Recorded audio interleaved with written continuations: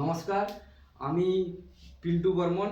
আমি দেবকেয়ার এলএলবির পক্ষ থেকে এক অসাধারণ রেজাল্ট হয়েছে, সেই রেজাল্ট জানার জন্য আজকে বাগচা গ্রামের অন্তর্গত বরুণা গ্রাম তো গোড়া মহালগ্রাম এক অসাধারণ প্রোডাক্ট দীপার্ঘ।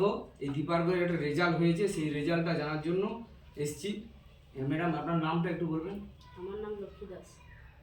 আর এই দীপার্ঘ কতদিন মানে এই দীপার্ঘ খাওয়ার আগে আপনার মেয়ে তো, হ্যাঁ, এই মেয়ের সমস্যাটা কি ছিল? গাইনোর সমস্যা ছিল। যে এটা আগে কোনো পরীক্ষা বা ডাক্তারি পরীক্ষা করেছিল?